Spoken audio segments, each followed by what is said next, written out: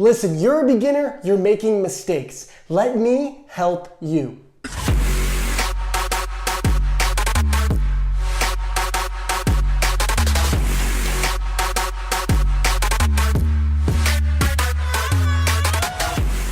What's going on, everybody? Ryan Melnick back here with another video. In today's video, we're gonna be sharing massive amounts of value. So all that I ask in return is that you click the like button below here and you click the subscribe button if you're not subscribed already. And then after all that, if you put a comment below, let me know what you thought about this video or about some other videos you would like to see in the future. I would greatly appreciate it. Now, all that being said, let's get into the topic of today's video. Today, we're gonna go over the top 3 beginner mistakes with Shopify dropshipping. Mistake number 1, you spend way too much time and effort on your website. Your website is unbelievably important, and I'm not trying to say that you shouldn't spend time on it or shouldn't make it as good as you possibly can. That being said, most people that I get messaging me on a daily basis are saying, can you check out my website? Does it look good? Can it look better?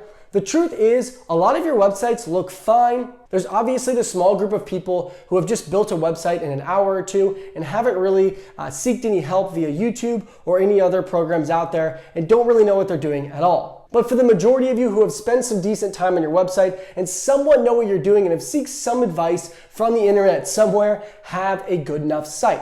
Truth be told, guys, if you have an above average site, you're fine. You don't need to spend way too much time on it. There's a lot of people that spend so much time on their site, they don't ever end up launching at all. And that's the biggest mistake you can make. What I always like to tell people is, if you have a website that is a 3 or 4, you need to spend more time on it. But if you have a website that is a 9 or a 10, and you don't spend enough time on the second thing I'm about to talk about, it doesn't matter, because at the end of the day, 90% of this business does not have to do with your actual website. So that leads us into number 2. One of the other most common mistakes I see from beginners is that they don't spend enough time. You don't spend enough time on your ads. Remember that 90% of this business is within the Facebook ads platform. It is of the utmost importance that you post a viral video or picture with amazing copy and amazing content that actually blows the customer away. Because if it doesn't, they're never actually gonna end up clicking through or at the end of everything end up buying anything from your site. Not enough people spend enough time on that. You need to spend the majority of your time crafting an amazing ad and being persistent with testing of different products and different copies and different creatives out there, testing different videos.